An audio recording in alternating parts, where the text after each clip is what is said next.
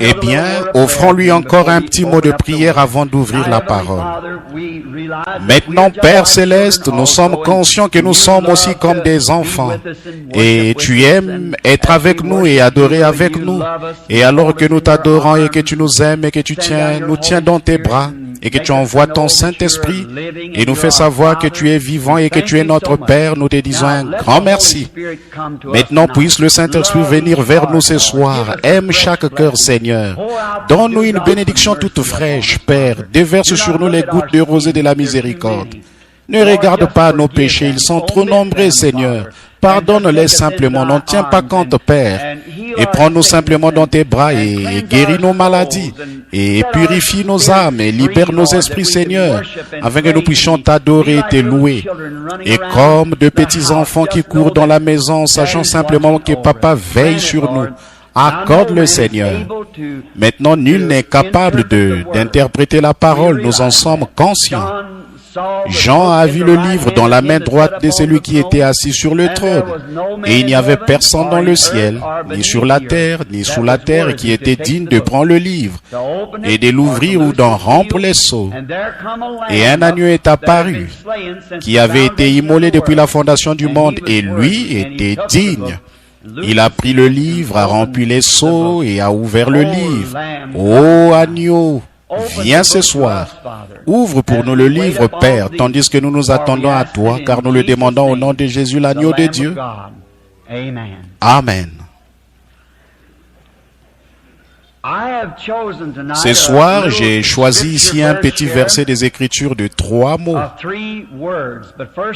Mais premièrement, je vais lire 1 ou 2 versets dans Jean au chapitre 11, en commençant par le verset 23. Jésus lui dit, « Ton frère ressuscitera. » Je sais, lui répondit Marthe, « Il ressuscitera à la résurrection au dernier jour. » Jésus lui dit, « Je suis la résurrection et la vie. Celui qui croit en moi vivra quand même il serait mort. Et quiconque vit et croit en moi ne mourra jamais. Crois-tu cela? » Elle lui dit, « Oui, Seigneur, je crois que tu es le Christ, le Fils de Dieu qui devait venir dans le monde. » Et comme sujet, je souhaite utiliser ces 3 mots. Crois-tu cela? J'ai lu une histoire. Il y a quelque temps, je pense que c'était une histoire inventée. Et la plupart des ministres ont lu, je pense, le livre du Dr. Graham, Le Prince de la Maison de David. C'est un livre excellent. Je pense qu'il est complètement épuisé. J'aimerais bien l'avoir imprimé afin de pouvoir le passer aux gens. Et là-dedans, je lisais un petit article sur ce même Lazare. Et sur Jésus et Marie et Marthe, qui est les sœurs de Lazare. Et j'y lisais que c'était là où Jésus habitait. Je crois avec Marthe et Marie. Elles étaient toutes les 2 de charmantes filles israélites. Et Lazare apprenait ou était en formation pour devenir scribe au temple, écrivant des lettres de la loi pour les sacrificateurs. Et Jésus avait une merveilleuse communion en particulier avec Lazare. Nous lisons dans ce livre qu'une fois il était venu dans leur maison et que Marthe avait tendance à remettre à plus tard d'écouter ses paroles. Comme elle devait préparer le dîner et mettre la table, tandis que Marie restait assise à ses pieds.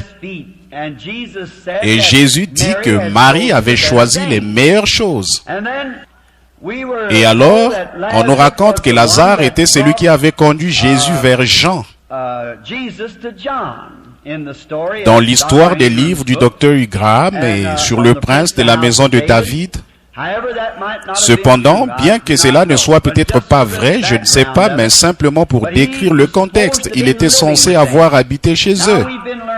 Bon, nous avons appris la semaine dernière plutôt, que Jésus dit dans Jean 5, 19, le Fils ne peut rien faire de lui-même. Il ne fait que ce qu'il voit faire au Père. Et tout ce que le Père fait, le Fils aussi le fait pareillement. Voyez ce qu'il voit faire au Père. Alors, pour que cette histoire soit vraiment véridique, le Père Dieu doit avoir parlé à son Fils Jésus et dit, ton ami Lazare va mourir, mais il en sortira. Il va en ressortir du bien. Alors toi, quitte la maison. Pars, parce qu'on te demandera de prier pour lui ou de le guérir.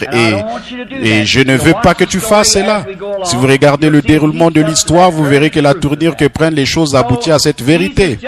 Donc Jésus, sans aucun avertissement ou quoi que ce soit, a quitté la maison pour aller ailleurs. Il n'est pas rentré ce soir-là. Il est allé dans d'autres villes et aussitôt que Jésus eut quitté la maison, les ennuis ont commencé. Et quand Jésus quitte votre maison, les ennuis sont en route. Souvenez-vous bien de ceci. Quand il quitte votre maison, les ennuis sont en chemin. Quand vous avez des activités sociales et tout dans votre église qui fonctionnent d'une manière si parfaite, comme une énorme Reichbacker de 16 cylindres et que vous laissez Jésus en dehors, quand Jésus quitte votre église, il y a des ennuis sur la route. Oui, monsieur, quand Jésus quitte une dénomination, qu'on le met de côté, qu'on déclare, eh bien, maintenant, nous ne croyons plus que ces choses sont absolument correctes. Et que vous adoptez autre chose, les ennuis sont en route. Souvenez-vous bien de cela. Cela me rappelle une histoire du Seigneur Jésus qui se trouve dans le livre de Luc.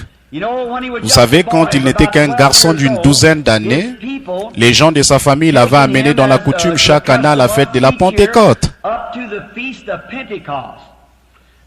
Et pendant qu'ils étaient à la fête dans la ville de Jérusalem et qu'ils passaient de bons moments, nous voyons dans la Bible qu'ils ont marché pendant 3 jours sans lui. Ils ont peut-être pensé considérer la chose comme allant de soi, que Jésus devait être parmi leurs proches. Or, on ne peut pas faire ça. Quand ils sont allés se renseigner auprès de leurs proches, ils n'étaient pas là. Et on ne peut pas considérer les choses comme allant de soi simplement parce qu'on est méthodiste, baptiste, presbytérien, pentecôtiste. Et que dans notre milieu, nos ancêtres étaient de grands croyants. Eh bien, on considère la chose comme allant de soi, que Jésus est avec nous. On ne peut pas faire ça. On doit être en contact avec lui chaque jour, à chaque minute. Oh, j'aime ça. Je veux ce que Dieu est maintenant. Ce que mes parents avaient, ce que mes ancêtres avaient, c'est merveilleux. Mais ce qu'ils avaient bien, je pense que nous sommes plus loin sur la route. Voyons ce qu'il est aujourd'hui. Je ne veux pas regarder en arrière et voir ce que M. Moody a fait, parce que nous sommes plus loin sur la route que M. Moody. Le problème avec nos églises, c'est que nous regardons en arrière 10 ans. Eh bien, nous voyons ce que M. John Wesley a dit, ce que d'autres ont dit. C'est la raison pour laquelle la science est plus avancée dans son domaine que la religion dans le sien. T'es né il y a 300 ans, un savant français a démontré que si on allait à la vitesse vertigineuse de 35 000 à l'heure, la gravitation vous élèverait de la Terre. Vous pensez que la science se référera à cela aujourd'hui? Ils vont à 1900 000 à l'heure et continuent encore. Ils vont de l'avant, ils regardent en avant. Mais nous voulons regarder en arrière et voir ce que Moody a dit, ce que Sankey a dit, ce que Finney a dit, ce que Knox, Calvin, certains d'entre eux. Ce qu'ils ont dit était très bien. C'était pour leur âge, mais nous avançons. Mon grand-père conduisait une charrette à bœufs. Je conduis une Ford V8. Mon fils volera en avion à réaction. C'est ça, nous avançons. C'est ce que la religion devait faire. La venue du Seigneur est proche. L'Église devait avancer pour entrer dans la puissance qui lui appartient.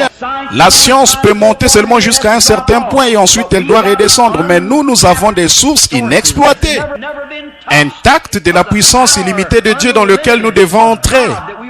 Nous vivons à 1 million de kilomètres en dessous de nos privilèges. Ce soir, des privilèges dont les chrétiens devraient jouir. J'ai honte de moi-même quand je regarde ici et que je vois les hôpitaux psychiatriques et que la maladie et les problèmes qu'il y a maintenant même. Notre Église devrait arpenter les rues, guérir les malades, ressusciter les morts, chasser les démons, accomplir des signes et des prodiges, faire prendre conscience au monde entier que Jésus-Christ vit. C'est ce que nous avons besoin de faire. Mais vous dites, M. Moody n'a jamais. M. Moody n'a pas vécu de nos jours, c'est vrai, nous vivons dans la venue du Seigneur et nous avons simplement considéré les choses comme allant de soi, qu'il était avec nos proches. Mais l'autre jour, quand un adversaire a défié M. Graham, nous avons vu qu'il n'était pas parmi nos proches. Où le trouve-t-il? Où ont-ils trouvé Jésus? Exactement là où ils l'avaient laissé. Où l'ont-ils laissé? À la fête de la Pentecôte. Où laissons-nous Jésus? Où l'Église l'a-t-elle fait? À la fête de la Pentecôte. Quand nous nous éloignons de la puissance de la Pentecôte de jadis et de la fête de la Pentecôte, nous nous éloignons de Jésus. C'est tout à fait exact, mon ami, nous vivons en dessous de nos privilèges. Oui, messieurs. Ils l'ont laissé à la fête de la Pentecôte. Et c'est le seul endroit où les méthodistes, les baptistes, les presbytériens et les pentecôtistes le trouveront. C'est en retournant là où vous l'avez laissé. Où est la joie du Seigneur? Où est la puissance du Seigneur? L'Église se demande aujourd'hui qu'est-il arrivé au Dieu de l'histoire? Il attend que son peuple appelle à entrer en scène. Mais nous ne pouvons pas le faire à travers les dénominations, nous ne pouvons pas le faire par la psychologie, nous ne pouvons pas le faire par l'arithmétique, ou nous ne pouvons pas le faire par l'instruction. Nous nous séparons, nous nous divisons. Nous ne sommes pas divisés, nous sommes une seule personne, réellement Jésus-Christ. Nous sommes tous un en Christ. Et nos dénominations n'y arriveront jamais, aussi bonnes soient-elles, elles n'y arriveront pas. Notre instruction est le plus grand obstacle que l'évangile ait jamais rencontré, l'instruction. Ce dont nous avons besoin, ce n'est pas d'instruction. Nous avons besoin de la puissance et de la démonstration du Saint-Esprit de retour dans l'église pour démontrer la puissance. Jésus n'a jamais dit aller par tout le monde et enseigner.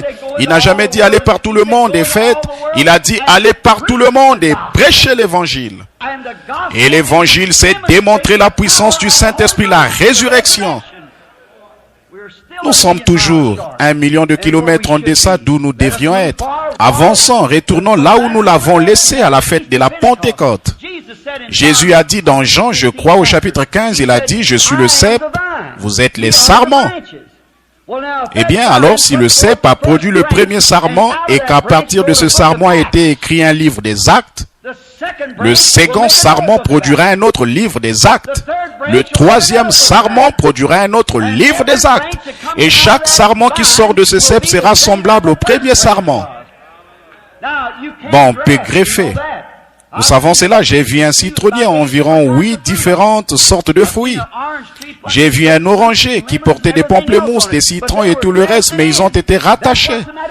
C'est ça le problème aujourd'hui. Nous avons rattaché nos idées, rattaché nos dénominations. Mais si un jour cet arbre produit lui-même une autre branche à fruits, elle sera comme les premières à l'origine. Alléluia. Oh, l'église va s'harmoniser. Mais nous avons besoin de la puissance qui était à l'origine. Nous avons besoin du Saint-Esprit, de la puissance de la résurrection de Jésus-Christ. C'est ce qu'il nous a dit de faire. Je suis le cep, vous êtes les sarments. Si un plant de vigne produit un sarment et de la sorte des beaux raisins bleus, le prochain sarment qu'il produira portera de beaux raisins bleus. Si le premier cep est sorti et qu'ils sont tombés sous l'effet du Saint-Esprit, qu'ils ont accompli de grands miracles et des signes et qu'ils ont scellé leur témoignage à un monde, même beaucoup parmi eux, avec leur propre témoignage, ils ont scellé leur témoignage de leur sang. Ils ont traversé toutes sortes de périls et tout pour apporter l'évangile. Ils ont souffert, ils ont été battus, ils ont été punis. Devons-nous être transportés à la maison du ciel sur un lit de facilité garni de fleurs alors que d'autres ont combattu pour gagner le prix et naviguer à travers des mers de sang? Que nous attendons-nous à faire? Je dois combattre si je veux régner. Augmente mon courage, Seigneur. Certainement, nous avons besoin d'un. Nous n'avons pas besoin d'une nouvelle dénomination. Nous n'avons pas besoin d'un nouveau bâtiment d'église. Ce dont nous avons besoin aujourd'hui, c'est d'un vrai réveil pentecôtiste à l'état brut, comme autrefois, qui tue le péché, qui est né à la Pentecôte et qui est revenu de nouveau dans l'église. De nouveau la puissance du Saint-Esprit pour faire entrer Jésus en scène. Le Dieu de l'histoire est toujours en scène à un moment crucial. Nous en avons besoin. C'est ça le problème de notre église aujourd'hui. Nous retournons trop loin en arrière. Nous nous conformons au mode du monde et progressivement, année après année, elle commence à mourir et à dépérir. Ce sera très bientôt le temps de l'émondage. Dieu va la tailler aussi certainement que je ne me tiens à cette chair. Dieu va la tailler afin qu'elle porte du fruit. Il en retranchera les œuvres du monde un de ces jours. Quelle honte la manière dont l'Église s'est comportée au nom de la religion. Et nous voyons quand Jésus est parti que la mort s'est installée. Quand Jésus quitte notre Église, que la puissance du Saint-Esprit quitte notre Église, elle commence à dépérir et à mourir. Et au bout d'un moment, il ne reste plus rien d'elle. Là, quand Jésus est parti, la mort s'est installée. Oh, quelle triste période cela a été. Et remarquez, elle s'est posé des questions et elles ont envoyé chercher Jésus. Mais il n'est pas venu. Elles l'ont envoyé chercher de nouveau. Il n'est pas venu. Mais il savait ce qu'il allait faire. Il sait ce soir ce qu'il va faire. Ce n'est pas perdu avec lui. Il sait exactement ce qu'il est sur le point de faire. Il va susciter un peuple aussi certainement que je me tiens à cette chair. Il va susciter un peuple à cause de son nom qui sortira de la génération des nations. Il va le faire. Le temps des Juifs est tout proche maintenant et celui des nations est en train de prendre fin parce qu'elles se sont détournées. Elles rejettent Christ, elles rejettent leurs signes, elles rejettent tout ce qui est sacré et cataloguent cela comme étant de la télépathie ou une puissance diabolique et font. Elles blasphèment contre le Saint-Esprit et se séparent définitivement de Dieu. Et Dieu prendra cette minorité après quelque temps et il l'établira comme une église puissante. Et ensuite il dirigera l'esprit vers les Juifs et amènera l'église des nations à la maison. Exactement. Elle se prépare maintenant. Oh, combien nous sommes au temps de la fin presque. Jésus, il savait et après quelque temps il a dit, notre ami Lazare dort. Eh bien, les disciples ont pensé qu'il s'est reposé un peu. Il a dit, eh bien, s'il dort, c'est qu'il va très bien. Eh bien, il a dit dans leurs mots afin qu'ils comprennent, il a dit, il est mort. Et à cause de vous, je me réjouis de ce que je n'étais pas là. Voyez, à cause de vous, je me réjouis de ce que je n'étais pas là. Parce qu'il lui aurait demandé de guérir, de les guérir. Mais il savait qu'il ne pouvait pas le faire parce que la vision était encore. Après ces 4 jours, il savait que c'était le moment que le Père lui avait indiqué. Comme c'est beau, sépulcre, il a dit, Père, je te rends grâce de ce que tu m'as déjà exaucé. Mais je parle à cause de la foule qui m'entoure, voyez. Il savait déjà ce qu'il allait faire. Il a dit, je vais aller le réveiller. Bon, je peux m'imaginer ce que ce petit foyer était vraiment brisé. Le soutien de famille n'était plus, la tristesse. Oh, c'est merveilleux quand vous avez un foyer triste ou un cœur triste et qu'alors Jésus apparaît subitement, n'est-ce pas? Je peux m'imaginer de voir Marthe, une belle petite femme, le visage couvert d'un voile noir. Et la petite Marie, et qui se tiennent l'une l'autre en disant, qu'allons-nous faire? Papa et maman ne sont plus notre précieux frère. Maintenant nous avons quitté l'église et nous avons été excommuniés par eux. Et nous sommes sortis pour suivre Jésus de Nazareth et il s'est retiré quelque part et nous a laissés. Je peux entendre un cri du cœur venir dire, eh, où est le guérisseur divin, ce prophète de Galilée? Où est-il maintenant? Regardez quand il est vraiment temps pour lui de faire quelque chose, il n'est pas là. C'est ça, voyez, Dieu aime faire ça, c'est tout simplement laisser les gens montrer ce qu'ils sont. Oui, simplement les éprouver pour voir ce qu'ils sont réellement. Il leur donne une bénédiction. Il apparaît, se montre, se présente aux gens. Juste pour voir le genre de réaction qu'ils auront, juste pour voir ce qu'ils vont faire. Bon, alors nous voyons quelques jours plus tard, 4 jours, le pauvre Lazare était mort. On l'avait enterré. Le 2e jour, 3e jour, 4e jour, eh bien, tout le monde sait que la corruption s'installe après 3 jours. En premier, le nez s'affaisse sur le visage. Et alors la corruption s'installe, les vers de la peau commencent à dévorer le corps. On l'a mis en terre, on a placé une grosse pierre devant l'entrée de la grotte où on l'avait déposé. Et de temps en temps, les jeunes filles allaient s'agenouiller au sépulcre et pleuraient. Et après quelque temps, la nouvelle s'est répandue. Jésus est arrivé. Nous l'avons vu entrer en ville. Oh, cette petite Marthe, qui apparemment avait eu tendance à remettre ça plus tard, à montrer alors de quoi elle était faite. La voilà qui arrive, elle est alors en route, elle court à sa recherche. Je peux entendre certains d'entre eux le long de la route qui disaient, eh bien, je suppose que tu es convaincu maintenant que ta religion était fausse. Elle les a tout simplement ignorés et a continué. Elle a passé à côté de tous les critiqueurs sans s'arrêter. Elle a continué jusqu'à qu'elle le voie, peut-être aussi au coin de la rue. Bon, semble-t-il, elle aurait eu le droit de lui faire des reproches et de lui parler méchamment. Mais elle n'a pas couru vers lui en disant, dis donc, toi, tu es censé être un prophète, un homme de Dieu. Pourquoi n'es-tu pas venu lorsque nous t'avons appelé? En effet, maintenant, nous sommes la rusée de la ville. Nous avons quitté notre église pour te suivre. Il semble que c'était son droit. Mais vous savez, c'est comme l'agneau et la colombe sur lequel je vous ai prêché. Et si nous sommes un agneau renonce à tous les droits qu'il a.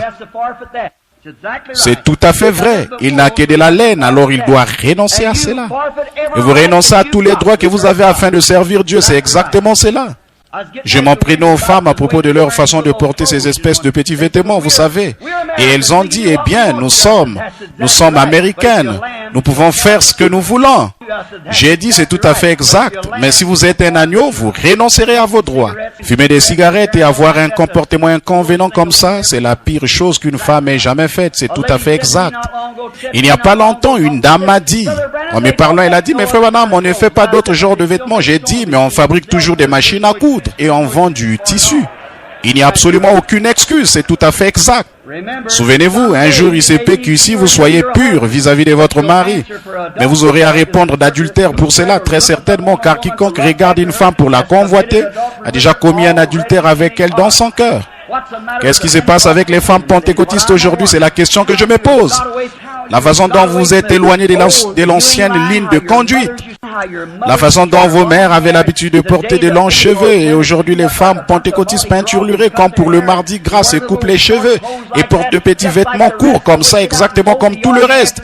Elles vont tondre la pelouse pendant l'après-midi. Quand les hommes passent par là, vous vous rendez compte, les femmes, que vous aurez à répondre d'avoir commis un adultère avec ces hommes?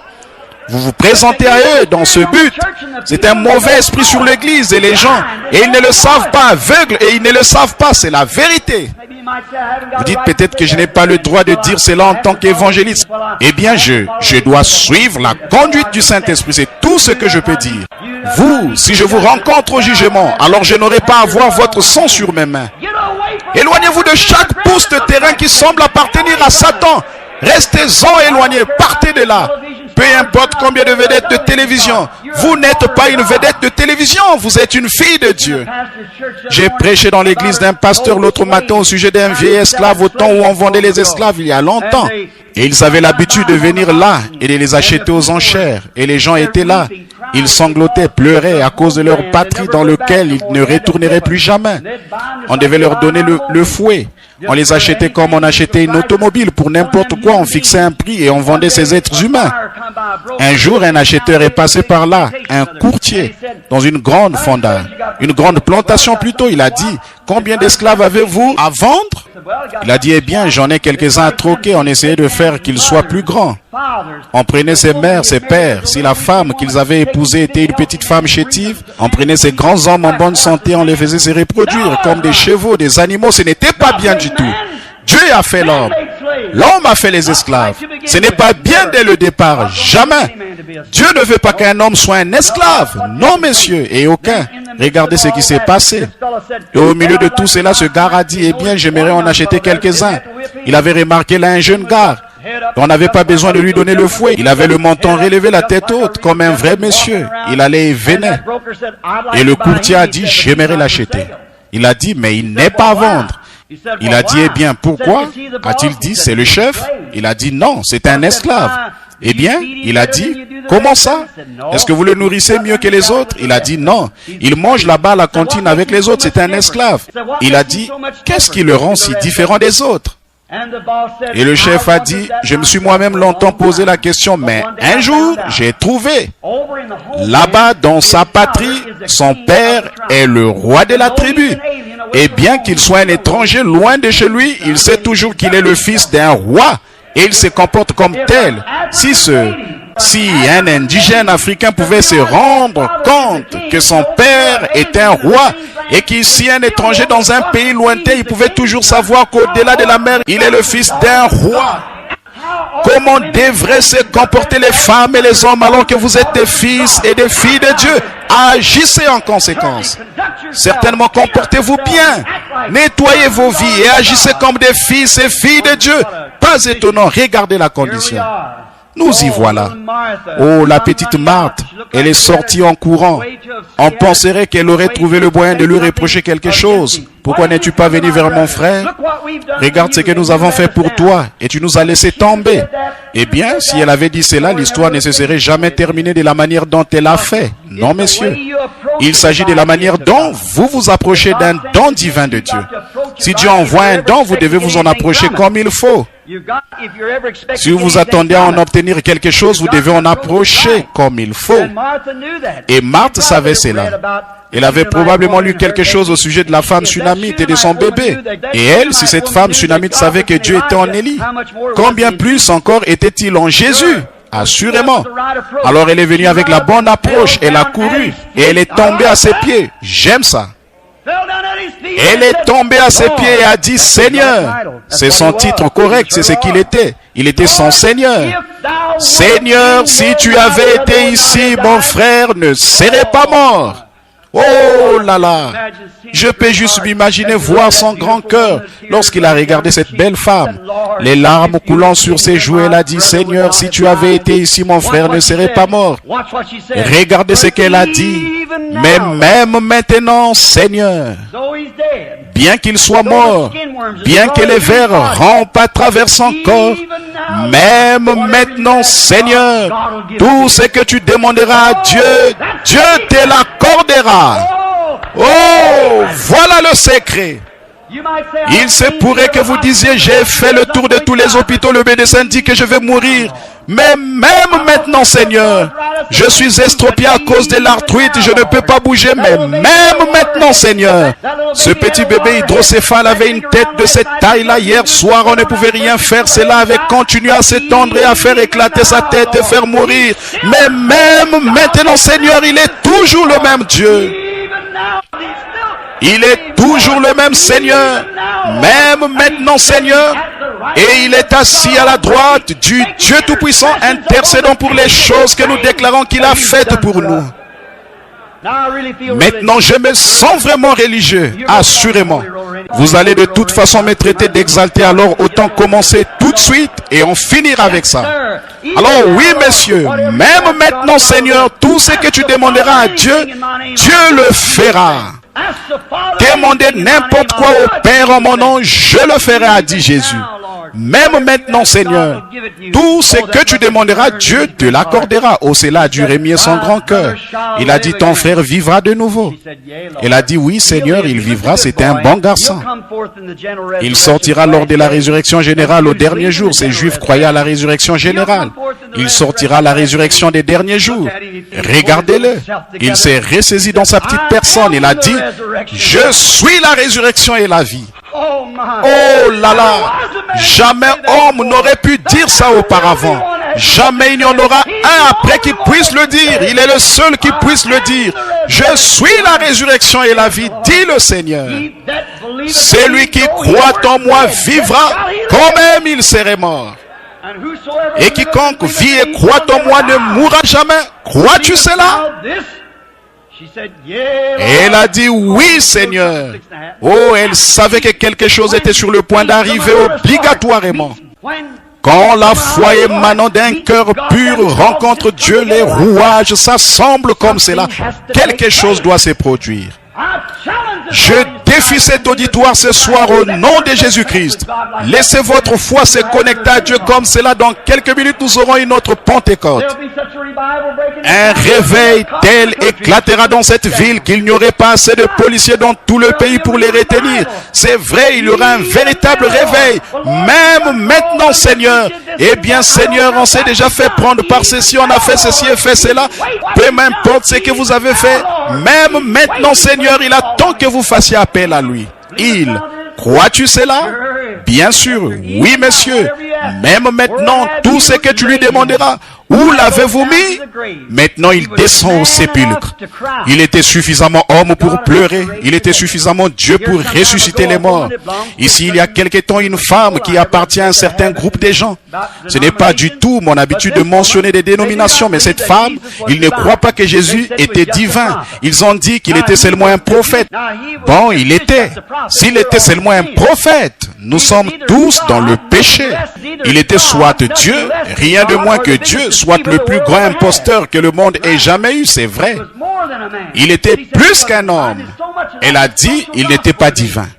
Il y a tellement cela dans cet évangile social aujourd'hui, essayer de faire de Jésus un prophète. Mais nous voyons, il était le Dieu des prophètes. Bien sûr qu'il l'était. Elle a dit, je vais vous le prouver par votre Bible qu'il n'était qu'un homme. J'ai dit, faites-les donc. Et elle a dit, quand il est allé au sépulcre de Lazare, la Bible dit, il pleura. Il devait être mortel, sinon il n'aurait pas pu pleurer. J'ai dit, madame, est-ce ça votre passage de l'écriture? Je ne veux pas être sacrilège ici en disant ceci, mais je vais vous dire ce que je lui ai dit. Elle a dit, c'est ça. J'ai dit, cette déclaration est plus légère que le bouillon fait avec l'ombre d'un poulet qui serait mort de faim. J'ai dit, eh bien, vous n'avez rien sur quoi vous tenir. Elle a dit, pourtant il a pleuré, cela a montré qu'il était mortel. J'ai dit, il est né à la fois mortel et immortel. Il était Dieu dans la chair. Elle a dit, oh, ce sont des sottises. J'ai dit, il est allé au sépulcre en pleurant. C'est absolument vrai. Mais quand il a redressé son petit corps, la Bible dit, il a tiré peu les regards, son aspect n'avait rien pour nous plaire. Mais lorsqu'il a rejeté ses petites épaules en arrière et a dit, Lazare sort, un homme qui était mort depuis 4 jours et avait pourri dans le sépulcre est sorti. C'était plus qu'un homme. Montrez-moi l'homme qui peut faire ça. Qu'est-ce que c'était? La corruption a reconnu son maître. La vie a reconnu son créateur. Quelque chose devait se produire. Il a parlé et un homme qui était mort dans le sépulcre depuis 4 jours et ressuscité s'est mis debout et a vécu. Alléluia! C'était Dieu dans son Fils. Oui, messieurs. C'était Dieu qui se faisait connaître à travers lui, le Fils. C'était Dieu qui parlait, pas un homme. C'était un homme. Quand ce jour-là, il a regardé autour de lui vers cet arbre pour y trouver quelque chose à manger. C'était un homme. Mais quand il a pris 5 petits pains et des poissons et qu'il a nourri 5000 personnes, c'était plus qu'un homme. C'était Dieu qui les nourrissait là-bas. C'était plus qu'un prophète, plus qu'un homme. C'était un homme Dieu, assurément. Il s'est allongé à l'arrière de cette petite barque cette nuit-là, alors que la mer rugissait et qu'elle rebondissait comme un bouchon de bouteille au milieu de cette mer déchaînée, alors que 10 000 démons de la mer avaient juré qu'il le noyerait cette nuit-là. C'était un homme faible et fatigué d'avoir prié pour les malades, allongé à l'arrière et le vent ne le dérangeait même pas. C'était un homme quand il était endormi, mais quand il s'est réveillé, il a posé son pied sur le bastingage de la barque et qu'il a levé les yeux et a dit, silence, tais-toi, et que les vents et les vagues lui ont obéi. C'était plus qu'un homme. C'était Dieu dans l'homme, se faisant connaître. C'est vrai. C'était un homme à la croix quand il a imploré la miséricorde, quand il s'est écrié j'ai soif, c'était un homme. Quand il est mort, c'était un homme. Mais le matin de Pâques, quand il a brisé les sceaux de la mort, de l'enfer et de la tombe, et qu'il est ressuscité, c'était plus qu'un homme, c'était Dieu manifesté. Pas étonnant que le poète ait dit, en vivant il m'a aimé, en mourant il m'a sauvé, en s'éveillant il a emporté mes péchés au loin, en ressuscitant il a justifié gratuitement pour toujours. Un jour il reviendra, oh jour glorieux. Il a dit, parce que je vis, vous vivez aussi. Crois-tu cela? Il est le même hier, aujourd'hui, éternellement. Crois-tu cela? Je crois que le Saint-Esprit est ici maintenant. Crois-tu cela? Je crois qu'il va nous remplir de sa présence. Crois-tu cela? Je crois que le Saint-Esprit va déverser sa présence et guérir tous les malades. Remplir toutes les personnes qui n'ont pas reçu le Saint-Esprit. Crois-tu cela? Croyez-vous de tout votre cœur? Lèvons-nous et donnons-lui la gloire. Je crois qu'il va descendre sur nous à l'instant même. Oh Seigneur Dieu, créateur des cieux et de la terre, auteur de la vie éternelle, donateur de tout bon don. Nous crois-tu cela, Seigneur? Nous croyons que tu es ici dans la réunion.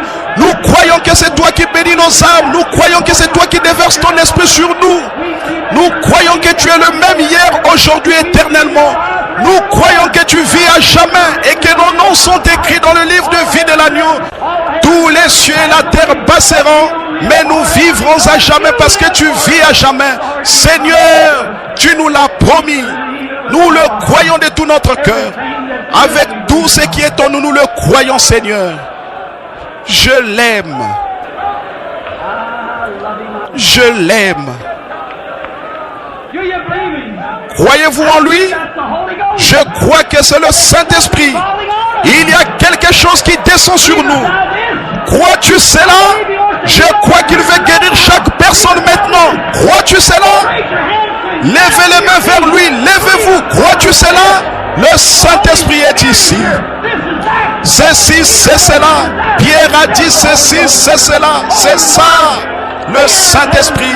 Ô Seigneur, Créateur des cieux et de la terre, envoie ta puissance et tes bénédictions et ta bonté sur ces gens et bénis leur cœur et permets-leur de voir que le Fils de l'homme vit éternellement. Accorde-le, Seigneur. Nous te les présentons au nom de Jésus-Christ, le Fils de Dieu.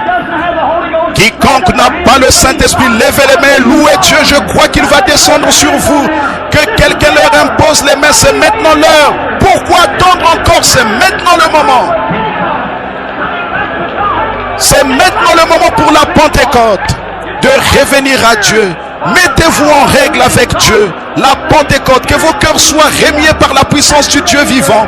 Laissez son esprit s'établir en vous, saturant vos âmes. Il est ici soir après soir, ici afin de guérir les malades et donner la vue aux aveugles. Sa grande et formidable puissance, il prouve lui-même qu'il est à jamais le même. Alléluia. Louez-le. Levez les mains. Oubliez où vous êtes. Sachez simplement que vous êtes près de lui. Et de sa bonté, de sa gloire et de sa puissance. Et que sa miséricorde dure à toujours. Il est pour toujours le même. Béni soit le nom du Seigneur. Alléluia.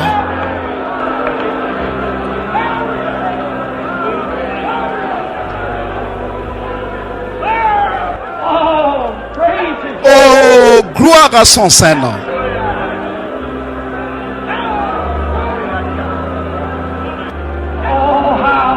Oh, comme il est merveilleux, comme il est puissant.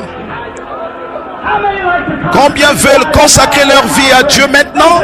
Levez la main. Combien veulent consacrer leur vie à Dieu? C'est ça. Levez les mains. Voyons la Pentecôte. Voyons le peuple de Dieu. Je vais lever la main. Seigneur, me voici, envoie-moi. Et puis prends un ange avec des charbons de l'autel et envoie ta puissance sur nous, Seigneur. Oh Dieu, accorde-le dans la plénitude de ton esprit, ô Père. Entends notre prière, ô Seigneur. Entends notre prière en tant qu'enfant debout qui croit. Loué soit son nom. Loué soit son nom.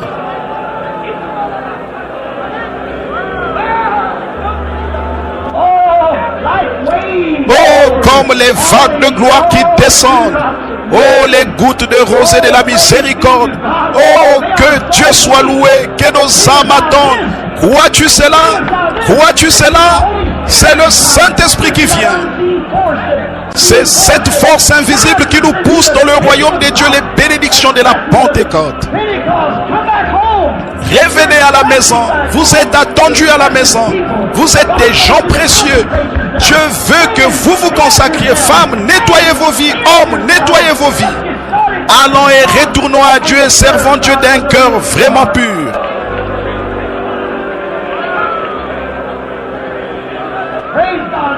Gloire à Dieu. Le Saint-Esprit est dans la réunion. Faites simplement ce que vous vous sentez conduit à faire. C'est tout. Laissez simplement le Saint-Esprit se mouvoir sur vous. Je ne peux rien dire. Je ne sais pas quoi dire maintenant. Le Saint-Esprit est partout dans le bâtiment. Béni soit le nom du Seigneur. Louange au Seigneur. Oh, alléluia.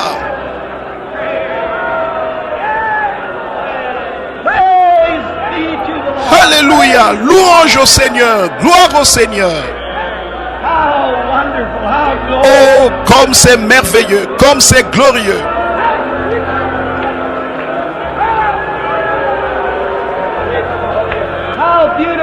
Comme c'est beau, comme c'est merveilleux la louange des saints de Dieu sur vos visages. Par la présence du Saint-Esprit ici qui agit et nous montre sa gloire. Émanant de cette grande multitude d'un même accord qui loue son nom. Tournez-vous et serrez la main de quelqu'un. Dites, gloire au Seigneur frère, gloire au Seigneur sœur. Alors allons-y et laissons Dieu travailler nos cœurs. Gloire au Seigneur, c'est ça. Vous tous, méthodistes et baptistes, presbytériens, pentecôtistes et adventistes du 7e jour. Et quoi que ce soit que vous soyez, serrez-vous la main les uns les autres dans la présence du Seigneur Dieu. C'est ça. Oh, alléluia. Alléluia, alléluia. Oh, je suis si heureux d'être l'un d'entre eux. Je suis si heureux. Oh, démolissons les murs. Jetons les impuretés dehors. Gloire. Liberté dans le Seigneur. En louant son saint nom. Béni soit le nom du Seigneur. Oh, alléluia.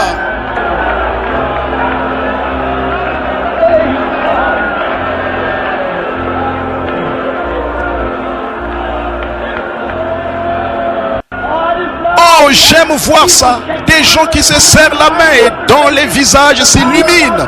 La puissance de Dieu qui dit c'est ça. C'est ça, nous sommes des enfants de Dieu. Nous sommes tous une très grande église. Une très grande personne en Jésus-Christ, son épouse, la glorieuse. La venue du Seigneur est proche. Son peuple s'assemble et s'aime avec amour et la puissance de sa présence. Oh, c'est comme le ciel. Oh, c'est bon. Amen. Oh, comme c'est glorieux. Comme c'est merveilleux.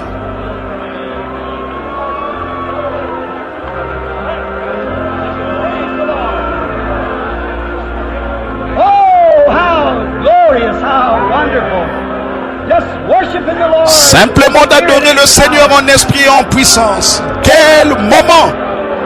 Such a time.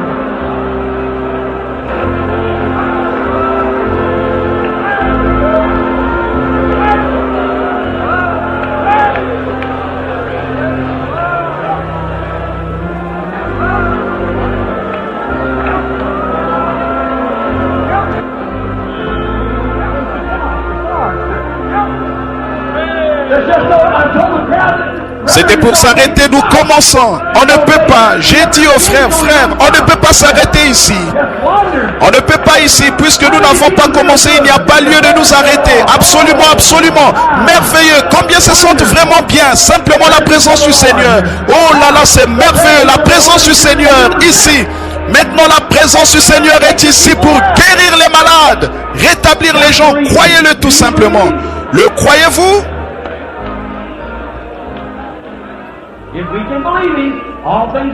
Si nous pouvons le croire, lui, tout est possible. Vous le croyez? Vous croyez ça? Croyez-vous que c'est la présence du Seigneur? Maintenant, pendant que vous, donnez-moi juste un instant maintenant et écoutez juste un instant. Laissez-moi vous montrer que le Saint-Esprit, c'est lui qui parle, c'est lui qui accomplit la chose, c'est cela. Combien qui sont ici maintenant sont venus malades? Voyons vos mains, ceux qui avaient une maladie. Il y a des gens. Il y a un homme debout là. Croyez-vous, messieurs? Aucune carte de prière n'a été distribuée, mais croyez-vous que Dieu peut vous guérir? Croyez-vous qu'il peut me dire votre problème? C'est dans votre côté. Vous devez bientôt subir une opération, c'est vrai. Vous appelez Monsieur Cartwright. C'est vrai, pas vrai? Agitez la main, très bien. Rentrez chez vous et soyez guéris. Vous n'en aurez pas besoin, le croyez-vous? Cet homme qui tient ses bébés dans les bras, croyez-vous que je suis le serviteur de Dieu? Vous croyez que ceci c'est le Saint-Esprit? Je ne vous connais pas, pas vrai? Je ne vous ai jamais vu de ma vie. Nous sommes des inconnus l'un pour l'autre. Croyez-vous que le Saint-Esprit peut me dire ce qui ne va pas chez ce bébé? Il a des lires du cœur, c'est vrai. Pas vrai? Certainement, vous n'êtes pas ici. Non, vous-même, vous avez des problèmes d'estomac. Vous en souffrez, c'est vrai, n'est-ce pas? Vous venez de Kansas City. Très bien. Retournez chez vous. Jésus-Christ vous rétablit. Alléluia. Croyez. Le croyez-vous de tout votre cœur? Voici l'ange du Seigneur qui se tient au-dessus de ce petit bout de femme assez âgée, assise juste ici, qui souffre d'une hernie. Vous croyez que Dieu va vous guérir de cette hernie, sœur? Vous, avec la petite fleur rouge sur votre chapeau, levez la main, très bien, rentrez chez vous et soyez guéris. Amen. Oh, c'est Dieu, c'est Christ, le Fils de Dieu. Il est ressuscité des morts, il est ici. Maintenant, posez vos mains les uns sur les autres et passez un bon moment dans la prière. Vous tous, pendant que je demande à quelqu'un de venir ici, venez ici, frère. pendant que vous avez les mains les uns sur les autres pour montrer que Dieu guérit, j'ai le frère ici qui va prier. Allez-y, très bien. Louange au Seigneur Dieu.